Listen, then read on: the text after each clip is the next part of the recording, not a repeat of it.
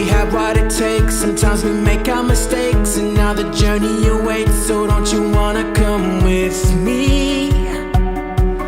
Come with me.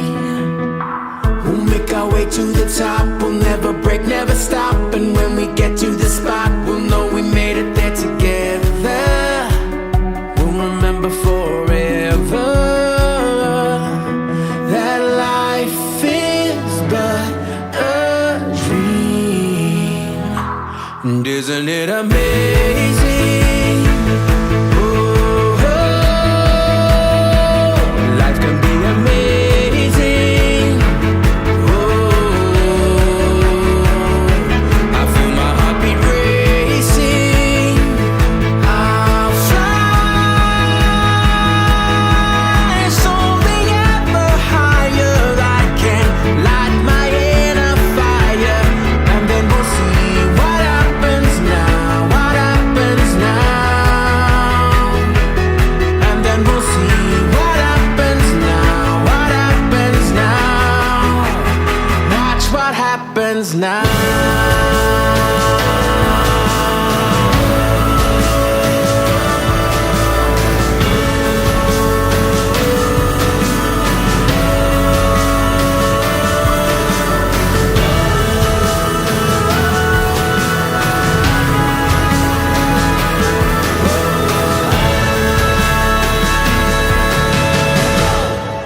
It's amazing, oh, it's amazing.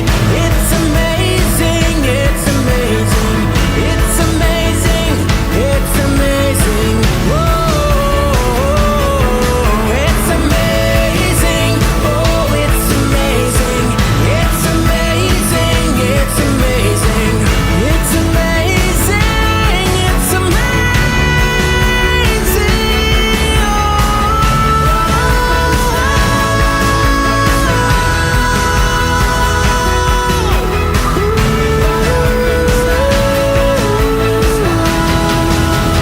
Watch what happens now.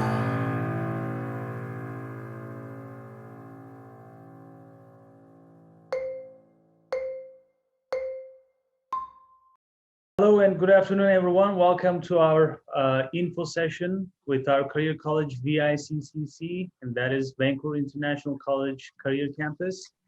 And I have two beautiful ladies with me today here. Our college director, Melissa, and our academic manager, Catherine, is here with us today. Hello, ladies. How are you today? Hi, Elias. Hi, Catherine. Doing well. Thanks for joining me today, first of all. So today we're going to talk about VICCC, our programs, updates from our VIC Career College, latest developments, and what we have been doing since we reopened our campuses back in July.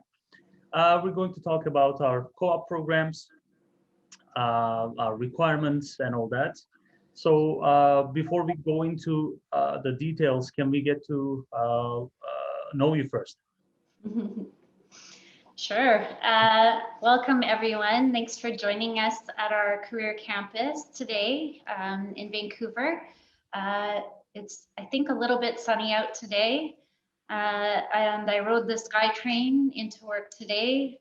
Everyone was wearing masks and keeping social distance, and it felt safe and friendly and comfortable.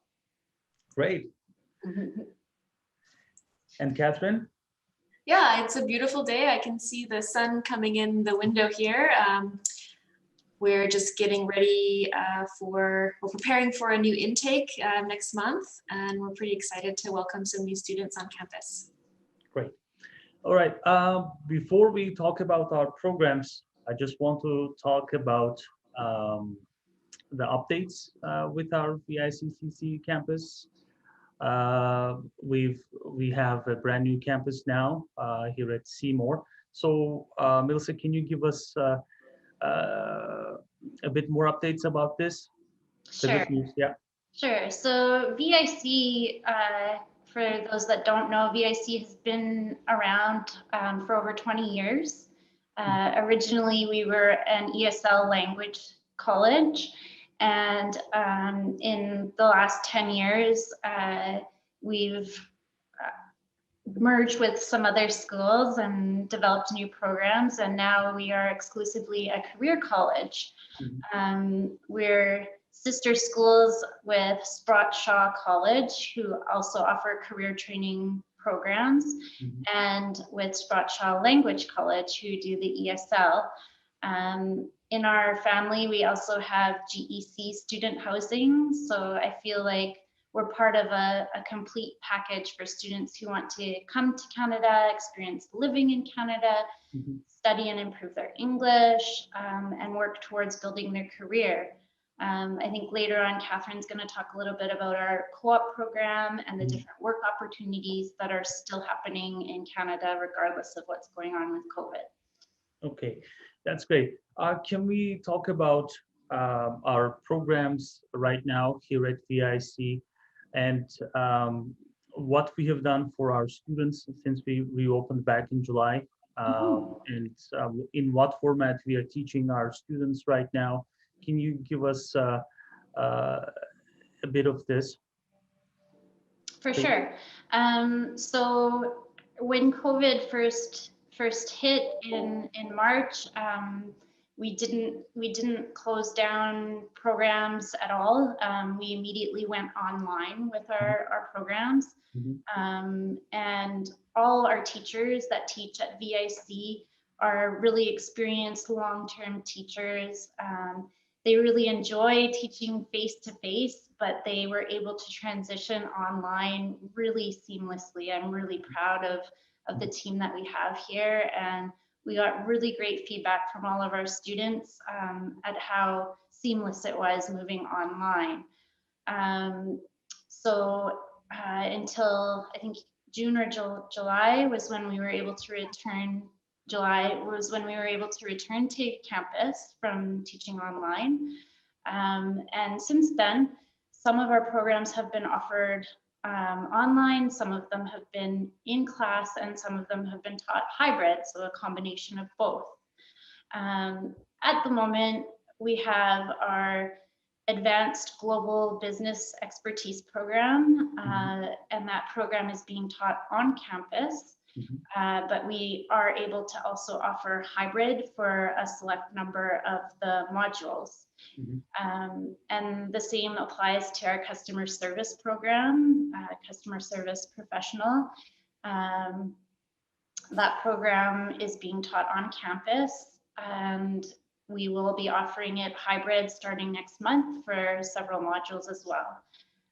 We have a great TESOL teacher training program, and at the moment that one is going to be offered on campus. If demand requires, we would be happy to also run classes online for TESOL. And our interpreting and translation program for Korean students is being taught on campus next month as well. And that one has worked well both on campus and hybrid. So really we have solutions for students who want to be on campus and feel safe.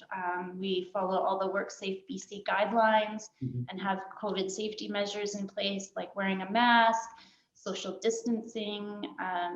Students and staff both have to check in every morning, and students do a temperature check when they arrive. So the campus, I feel really proud and confident coming to our campus about how safe it is. Right now I'm talking to you alone in my office, so I don't have a mask on, but any other time I always have a mask on. And for students who are overseas and want to join us and not able to travel yet, it's a great option to begin your studies online and then come to Canada when you can, or just complete your studies online. That's, I guess, the silver lining of COVID is that it has allowed us to explore with technology and open some new doors. Okay, and I just want to ask, because we get a lot of questions from students, and our partners all around the world if they're able to travel to Canada and study at VICCC? Yes.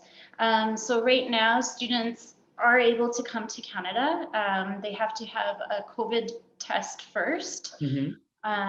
and they have to do 2 weeks self-isolation beforehand. VIC, we have a great student support services team, and students are fully guided through this whole process and supported. We have strict guidelines that we follow for the government here, in terms of monitoring and making sure everyone is safe.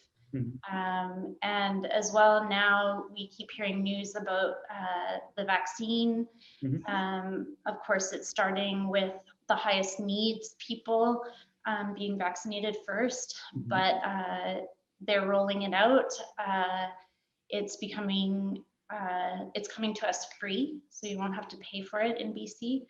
And I think I wrote down today, there's another update today from the government about COVID and the vaccine, but right now, BC's cases of COVID-19 are declining. Great. So in short, if students want to study in Canada on campus, they can do so with us at VICCC. All they have to do is apply to our school, apply for their visas, and then all they need is they need a PCR COVID-19 test, 72 hours prior to their flights. And then we'll take care of the rest. We'll arrange their homestays, their quarantine period, and if they want, they can stay at our GEC residences, which is a walking distance to our VICCC and SSLC campuses, only like 10-15 minutes. We have, sorry, we also have a great accommodation coordinator who talks with our students that are in quarantine every single day. Sends you new activities that you can do from your quarantine site. We want to make sure that when you're self-isolating, you don't feel totally isolated as much as possible. We want you to feel like you're already part of our school. Yeah, and I wanted to mention this as well. Students can travel to only to study in Canada, but if their schools are listed on the new DLI list with a COVID-19 preparedness plan, so can you just briefly touch base on that as well? So our COVID-19 safety plan? Like how, just the DLI thing. Okay. We are approved, we are on that approved list. Yeah, we are a designated learning institution, a DLI. That means that we were a DLI even before COVID hit, and since COVID happened, we have new safety measures that we have to follow. We were one of the first schools that were granted DLI again with our COVID safety plan. It's posted on our website, so if you are a student considering coming to Canada or a parent considering sending your child to Canada, you can read and see exactly what procedures we follow to ensure our students and staff are safe. Great. So if students want to come to Canada, study and work, they can do so with VICCC. Yeah, you have to attend a designated learning institute.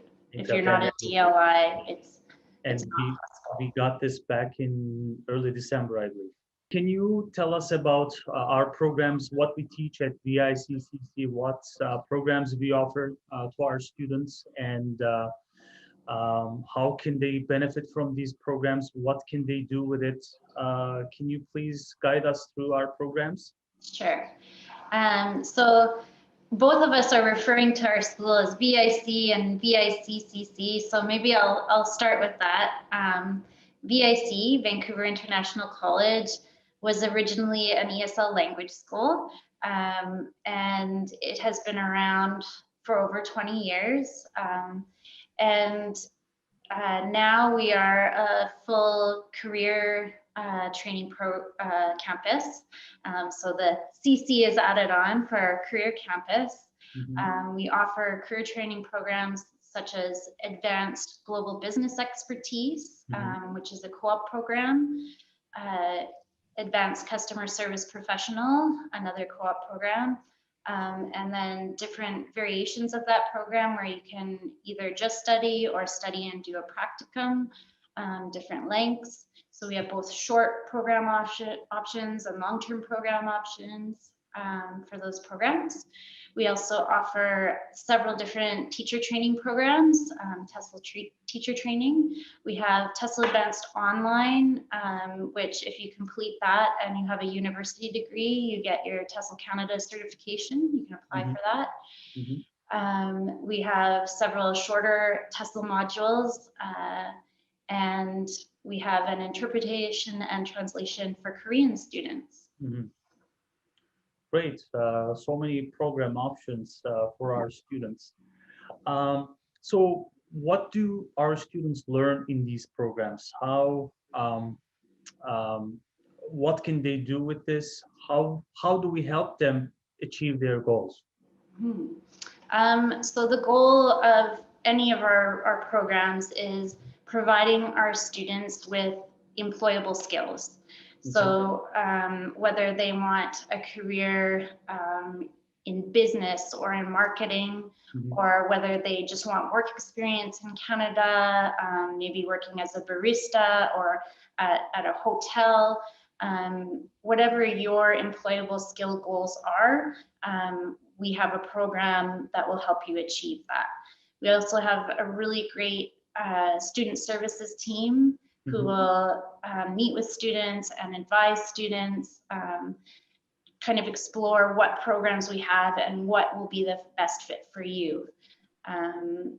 And we have a great co-op coordinator. So if you do want work experience in Canada, the co-op coordinator is there to help you step by step from interview prep, job placement, job searching, job placement, different reviews throughout the process, and following up to make sure that you're totally satisfied with your experience. So this is what I wanted to ask you. When can students join our school, our programs? So what are our intake times? So is it like every month, every 4 weeks, or every 3 months?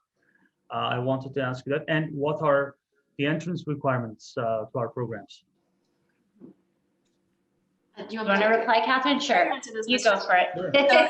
We do student intake every 4 weeks, which is usually about once a month, depending on where the dates fall. So students can start every 4 weeks. That's the answer to that question. The entrance requirements for, I'll just talk about AGBE and CSP for now. Okay.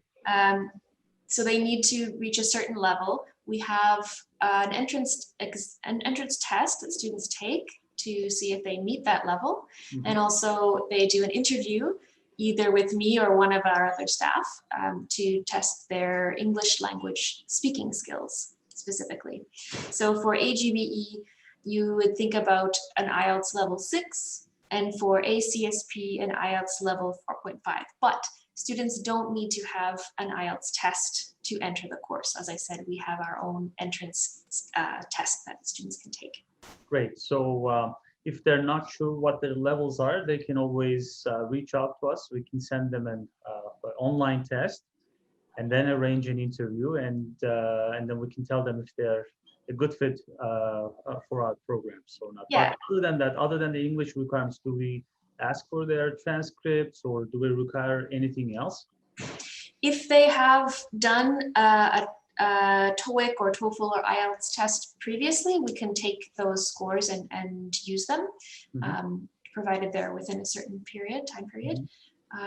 Other than that, we don't need any transcripts from other university courses or high school, anything like that.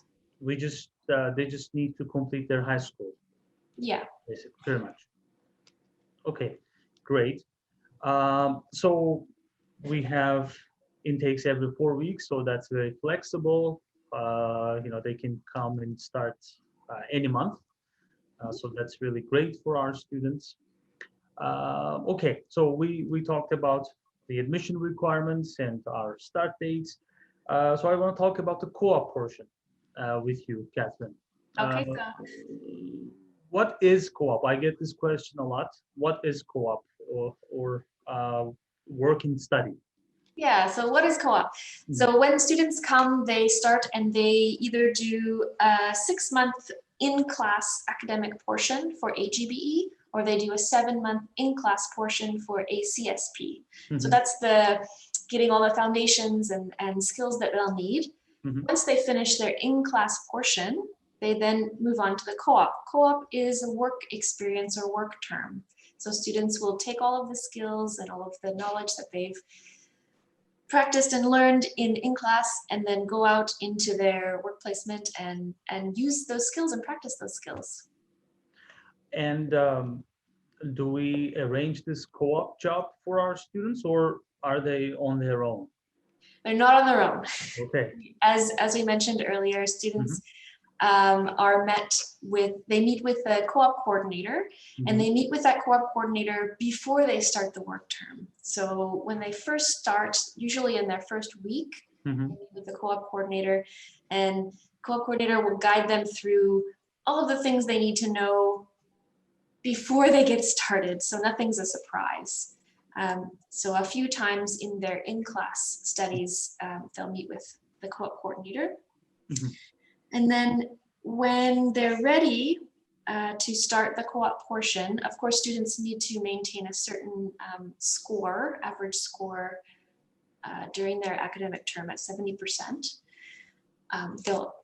They'll be able to enter the co-op term, and we will arrange or help them arrange interviews. We have a third-party company that we work with that helps students set up interviews. So they're not finding interviews on their own. They're being arranged with them, for them. Some students find their own jobs. They have to be approved, but the co-op coordinator really helps the students to find the placements.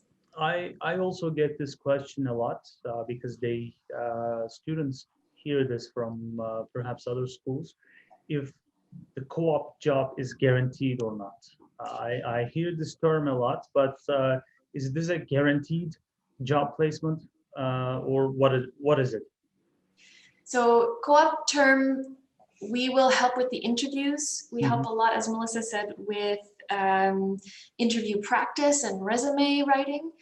However, when the student goes to the interview, that's their chance to shine, and we can't guarantee a placement, but we can set up the student to be very well prepared for the interview and to get a job. So we guarantee the interview for them. And how many interviews? 3 interviews. 3 interviews, okay. Yeah, sometimes. So students study at our programs, either at AGB or ACSP. From the start, they sit down with our co-op coordinator. They have an orientation in their first week. They work on their resumes. They gather all the required documents, and even in our modules in the course, they learn about interview skills, right? Resume building and all that. So they will be fully prepared. Yes. I also get this question as well. So they can work part-time during their studies, either during the first 6 or 7 months, depending on their programs. Do we also help them find a part-time job in the beginning? Yeah, a lot of students work part-time because, of course, they will have a study permit along with their work permit. So they can work up to 20 hours per week while they're in class. And because of the schedule, a lot of students can work easily starting in the afternoons. Okay, so in AGBE, Global Business Expertise, first 6 months, they study and they can work part-time for 20 hours. And the second half of the program, they get to work full-time. Yes. And same thing with customer service professional, first 7 months, they study and then work part-time, and then second half, they work full-time. Yeah. So we say they work full-time in the second half, but what or how many months is this? 6 months of full-time work and 7 months of full-time work, or is there specific hours for this? So the hours are defined. So for AGBE, students can work between 400 and 636 hours. So there's a bit of a range. Mhm. For ACSP, they need to work 560 hours. Okay, all right. But as far as I know, they can work full-time at a Yes, co-op job, but they can get their 20 hours towards their co-op and the rest from their study permit, so they can stretch their, Yeah. right? They can stretch their time to full 6 or 7 months, but they cannot Yes, go beyond 6 or 7 months. yeah, the study portion and the academic portion, in-class portion need to be the same. Or the study portion can't be shorter than the, that's what I want to say. Study portion can't be shorter than the work term. Okay, great. So you touched base on finding a placement for our students. How does this really work? Can you talk quickly about this procedure? Yeah, briefly, I'll say we work with our partner, Experience Education, and they will set up interviews for the students. We'll Mhm. say 3. Mhm. So what that means is they have a bank of different job placements that have been vetted and reviewed and checked so that they're safe for the student to, as a safe place for the student to work. So they'll draw from that based on what the student is interested or what the student wants to focus on Mhm. during their work experience term. Mhm. And so they'll set up the interviews, student goes to the interview, they get some result back, either yes or no. The student can accept the job or maybe decide to try one more time. Okay, and employers report to us or to EE, and we monitor our students' progress in their job placements, right? Yes, when they go to the job placement, it's Mhm. not like they're alone.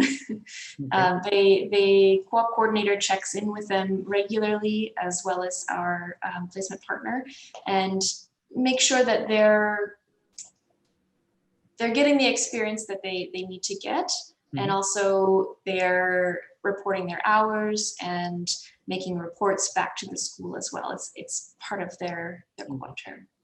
And this is one of the most common questions regarding co-op.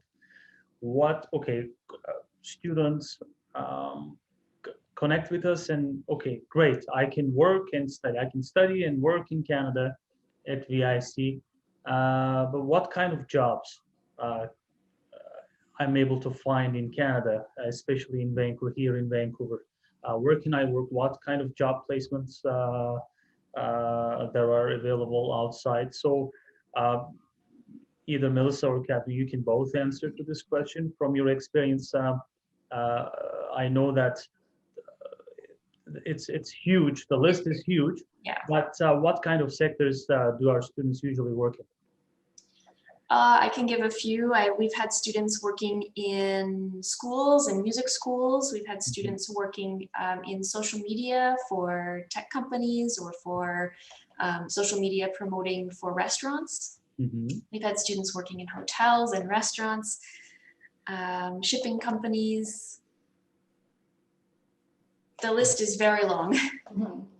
I think it's such a variety, and we along with EE Experience Education really try to customize for each student.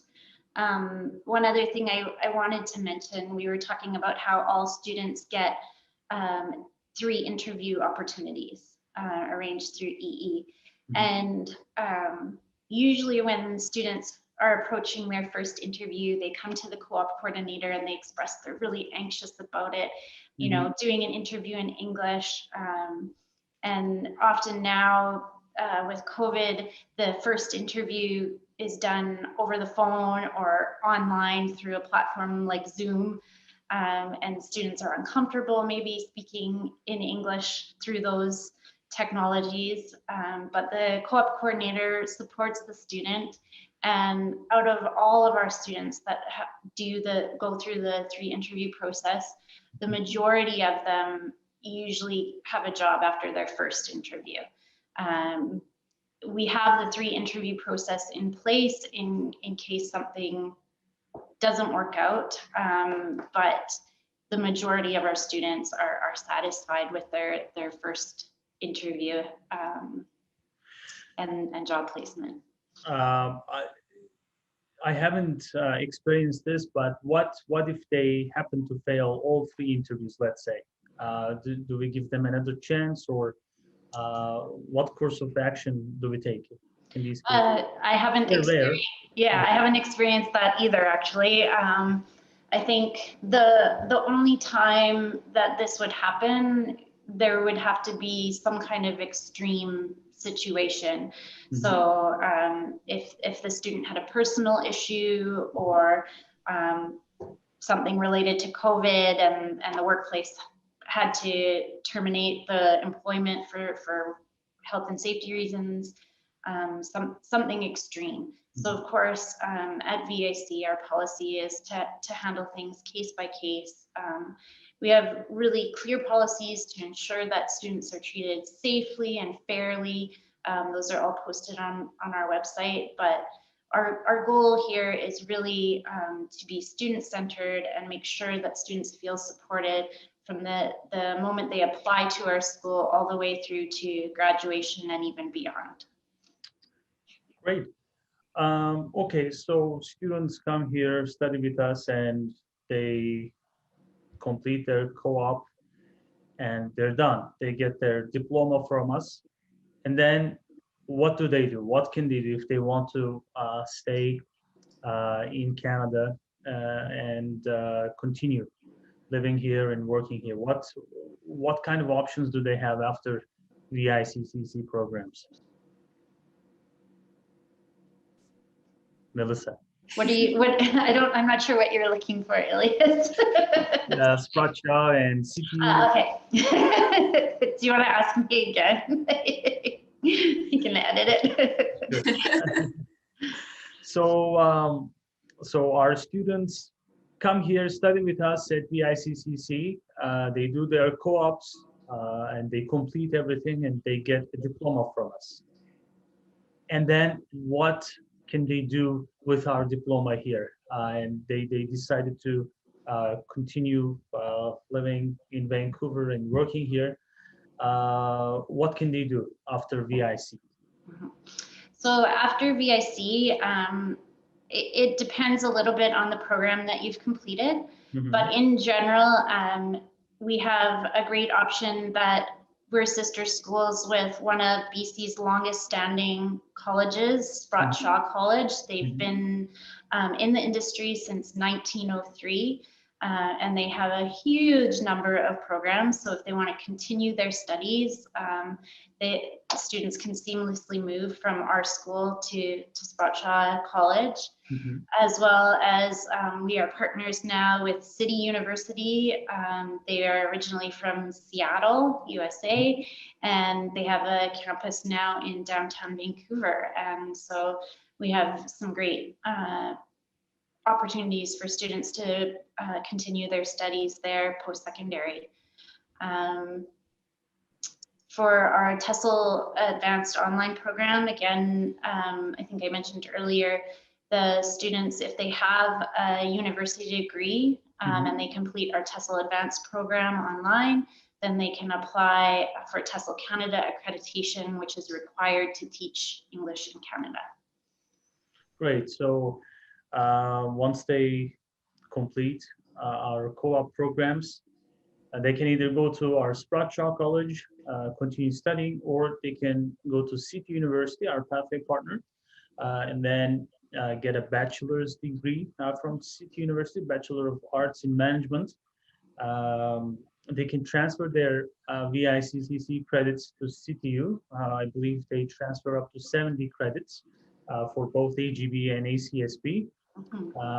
And then they'll just have to complete a few more courses and get their bachelor's degree from Canada, and then apply for post-graduation work permit and get a work permit up to 3 years and start working in Canada. And after that, if they want to immigrate, they have options there. Right. So it's designed to be a time efficient and seamless process. So start at VIC and build your career skills and get your foot in the door to studying in Canada, and then move up to either Sprott College or City University and continue your higher education there. So Melissa, why should students choose VIC over other career colleges? This is probably my favorite question. It gives me the opportunity to brag a little bit about something that I'm so proud of. At VIC, we have long-term instructors who have been teaching their programs for many years. They've upgraded their skills over time, so they stay on top of their game, but they've taught the program so long that they know it inside and out. All of our instructors are really personable and really care about each individual student. When you come to VIC, we really want you to feel like you're joining a part of a family or a team, and we want you to feel comfortable, whether that's with the COVID safety procedures or whether it's with your instructor and being able to communicate on how you're feeling about your program, and where you're at in terms of reaching your goals, or if it's talking to our advisors about what you want to do around the city, or reaching your post-secondary goals and beyond. So we just I think a student should choose VIC because we really care, and we want our students to feel that they are cared for. And they can also take advantage of our promotional prices. Yes. It's very affordable for them, and obviously they get to study and work at the same time. So they would, offset most of their expenses here in Vancouver. So it's very affordable, and they can take an advantage of this. They can cover their tuition fees plus their living expenses by working part-time during their studies and full-time during their co-op. So that's also another advantage. Right. And I think one other thing that we really wanted to mention is that all of our program information and information about our school is on our website, vancouver.college.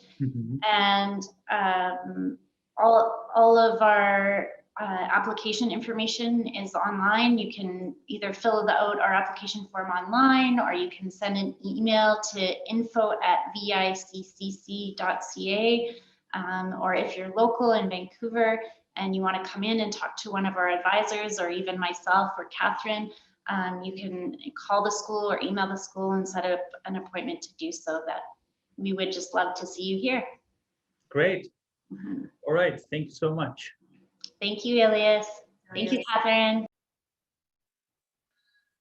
Good afternoon, everyone. My name is Dina Van Delsen, and I'm the TESOL coordinator at Vancouver International College Career Campus. So today we're going to talk about gamification with language learning. Gamification simply means that we use the elements of playing a game to make language learning more interesting and to get students to engage with the language learning. Engagement's really important. We know that grammar classes may be the least exciting things for lots of our ESL learners. They dislike grammar class, they get bored in grammar class, and studies have shown that when a student is bored, they're not really absorbing the content. They're not retaining the content that the teacher might be teaching. So if we add gamification, if we add games to the classroom for grammar class, we can make the students more engaged in their learning. And what that leads to is it leads to more long-term memory of what they're learning in a grammar class. And that's really, really important. So we're going to look at that gamification with a grammar class. So we're going to take a grammar point, for example, the comparative. What that means is we compare two things with adjectives. For example, the rabbit moves faster than the sheep, or the dog is more energetic than the cat. So those are two examples of comparative sentences. So we are going to take that grammar point and we're going to focus on the accuracy stage of a grammar lesson. So focus on them getting the target point correct. In the accuracy stage, we have two practices. We have an oral practice and a written practice. And in traditional lessons, the oral practice is teacher-led drills. So the teacher says something, the students repeat. And the traditional written practice is worksheets. We've all been in those lessons. And again, frankly, I agree with students, they can be a little boring. So we're going to talk about gamifying the accuracy stage. So we have 3 ideas for oral practice and 3 ideas for written practice to make it more engaging, more interesting for the students. So I'm just going to give you a quick demonstration of these 6 activities now. We're going to start with oral practice games. The first one we have is a simple board game. So this can just be printed black and white or color on a regular piece of paper, laminate it. I like to do it in pairs where I give students just a dice and they can use anything in their pencil case as a marker. And so they would roll the dice. If they rolled a 3, they start here, 1, 2, 3, and they make a sentence. Now, you can give them topics like animals or jobs or family members, or they can make it up themselves. You can make them pick up flashcards, it doesn't matter. So, but then to stay on the spot correctly, I would have to say, my sister is kinder than my brother. Or I can say, dogs are kinder than cats, whatever I want to say. As long as it's correct, then I stay in the spot. Then my partner rolls a turn, we go back and forth. So it's an oral drilling practice because we're going back and forth, taking turns and making sentences. You can make it more challenging sometimes by having dice rolling rules. So I tell my students, if you roll a 1 or a 2, you make a positive sentence. If you roll a 3 or a 4, you make a negative sentence. If you roll a 5 or a 6, you make a question sentence. So they can practice that sort of thing too. So you can make it as easy or as complicated as you want, but they still get multiple practices using the target language in a sentence, and they have to think, because old, you add the ER, but famous, you add more. And you always have to listen for then, because they'll say, my dad is older, my mom. No, my dad is older than my mom. So sometimes I will request my students do peer correction. So they listen to see if their partner makes a mistake, then they can correct them. So board games are really good oral drilling tasks. The next thing we're going to look at is a memory game. So here I have a digital one, but if I'm doing this in the classroom, I usually do it with flashcards. So they have double-sided flashcards, they turn them upside down so they can't see them in a group. So again, one set of flashcards per pair is the best because that gets the most student talking time. They're not waiting for their turn. But it's acceptable to do in groups of 3 and 4 if you don't have as many sets of flashcards that you want to use. So today we just have adjectives under. So if I open this one, it says beautiful. So I have to say that I think, I can say tulips are more beautiful than dandelions. So then I'm correct. Now I have to open another one looking for a match. Young. So then I can say, I am younger than my brother. I made 2 sentences. Both sentences were correct. More beautiful, younger. I had that in each, but it's not a match. Oops, sorry. In order for it to be a match, I'm trying to find opposite adjectives. So for example, the next one, if I open old, so I can say, my grandmother is older than my dad. That's correct. And then I can go back down to number 11 and say, my mom is younger than my dad. And I get a point because these are opposite adjectives, so they don't get closed again, and I get 1 point. So again, you can see students have to drill, students have to make sentences. Again, you could ask them to do peer correction and make sure they listen and correct. So if they said more old or more young, that would be wrong. If they forgot the then, that would be wrong, that sort of thing. So memory games work really, really well. And the last thing we're going to talk about today is called more. This is a circle game. So we get students to stand in a circle. And then one student makes a comparative sentence. For example, a rabbit moves faster than a turtle. And then the next student makes another comparative sentence, putting the second animal or object as the first animal or object in their sentence. So here it ended on turtle, here this person starts on a turtle. So it says a turtle is more interesting than a fish. This is subjective, that's their opinion, that's fine, as long as we're really focused on the target language, the grammar is more interesting than, yes, that is grammatically correct. So again, next person is going to start their sentence with fish. So here, a fish is shinier than a cat is smaller than a dog is more energetic than a bird is prettier than a mouse is scarier than a pig is more disgusting than a horse, that sort of thing. So all the students continue going around the circle until a student makes a mistake or can't remember.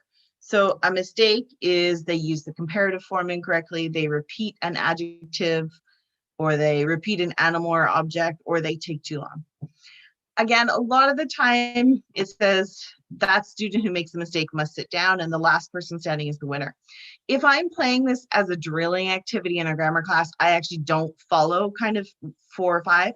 If a student makes a mistake, probably we stop and we just start again with a new topic, that sort of thing, because I don't want students to sit down because I want all the students getting as much practice as they can.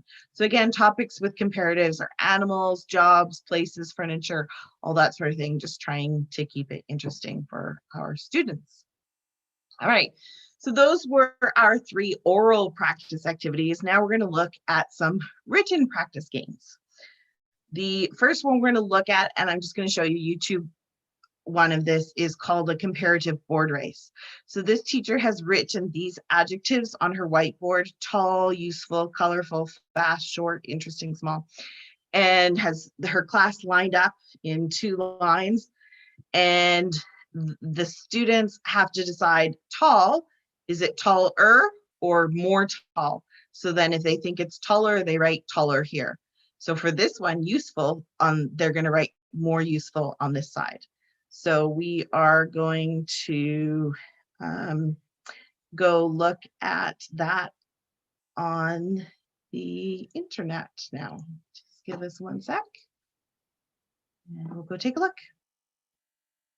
Oh, hold on. I need to make sure when I share this with you that I am sharing the sound as well. Here we go. So let's watch the end. She's already given the instructions. They've already started playing, but let's go watch a little bit now. Go! Go! Go! Go, go, go, team! Oh, it's close. Oh, go!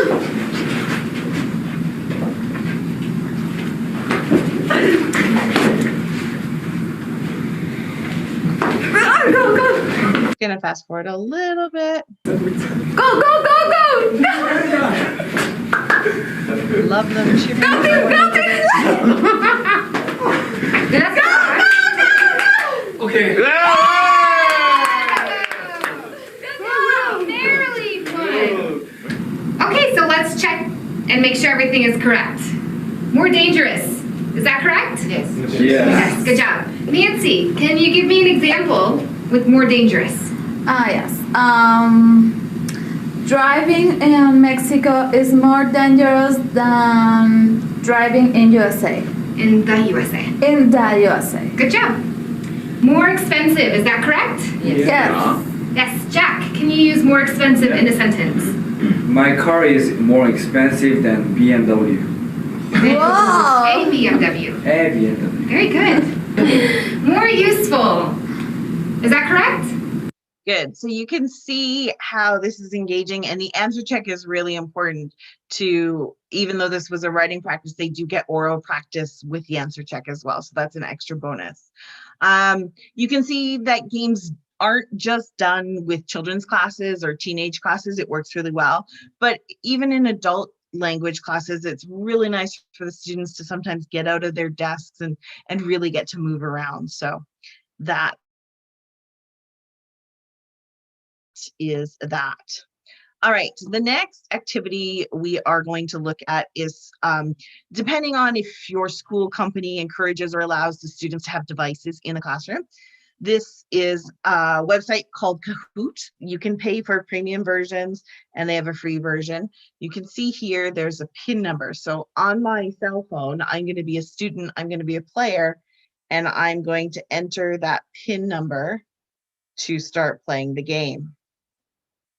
It's going to ask me for my nickname, so I'll just put my name in. And so you can see I've ended up on the screen. There I am. So now we start to play. Where if there were multiple students, I'd wait for all the students to sign in until I saw the number of players. Here it's just one, but we're going to start the game. So title is comparative adjectives. Counting down to the question, I turn the music off for us so we don't get annoyed. So we have to type the answer. Canada is big Mexico. So I have to type how to finish that sentence correctly. And I have 30 seconds. So answer, bigger than. So there we go. Then I can go to the next question. And knowing that it's the written practice, big just has one G, but in the comparative form, I have to double the G because of the CVC rule. So again, as a written practice, it's checking those kinds of spelling and stuff as well. So that's really important. Obviously, I won because I'm the only one playing. We'll look at one more. So trees are flowers. So again, I'm going to write taller than and hit submit. And you can see the correct answer comes up. Notice that we're making the students write than in the answers because, again, that's part of the comparative form. They can't just write taller. It's not correct. They have to write taller than. So it's good to get them to practice writing that through this practice. Again, there's 10 questions, getting them practice different types of comparatives. Now here, peacocks are pretty chickens. So now I have to write prettier than. And this one is good because it checks that the students change the Y to the I before adding the ER. And then obviously in next question, I'm not going to do this one because I don't want it to take too long, but here we'll do this one just to show you. So now we have to write more expensive than to be correct because it is a multisyllabic answer. So we need more and then no ER. So I have 10 questions. We've done 4, but we're going to stop it there. We get the idea. It is really good for doing their written practice. And it's the type of writing they like, which is typing. So that works really, really well with them. Okay. The last activity, we'll go back to our PowerPoint. We did the board race. We did Kahoot. Now we're going to talk about a running dictation. So running dictation is often done as part of reading class or listening class, but we can do it in a grammar focused class as well. So we start with students working in pairs. and the teacher places text around the classroom. So these are all different papers with different parts of text on it. Then there's a runner. The runner, if they're sitting in their pair here, the runner runs to the text, reads what's on the text, and then goes to the writer and says the text. Then the other person is the writer. They have to listen to what the runner says, and they must write down the text word for word with a proper spelling, capitalization, and punctuation. So again, so pirates are more interesting than farmers, whatever. The runner reads it, the runner comes back, tells their partner, the writer writes it, and they have to remember the spelling, that sort of thing. The only thing the runner can do is read them the sentence. So next one, the sun was hotter than expected and I burned. So runner runs. This is where spelling becomes important because HOT, hot, gets the double TT before the ER because of CBC rule. And in something like this, scarier, I think parrots are scarier than chickens. The Y changes to I in the comparative form, that sort of thing. So these are all things that are checking the student's writing ability with the target language. So all of these different things would have different sentences, and then they can be done in any order. And then afterwards, the students can order them to make a story sometimes if the teacher chooses, or they can be separate sentences, it doesn't matter. So after doing 4 or 5 sentences, then the partners switch roles because it's really important that both students get the opportunity to be the writer. All right. So that was my introduction to gamification. We looked at 3 ways of doing oral practices with games and 3 ways of doing written practices with games.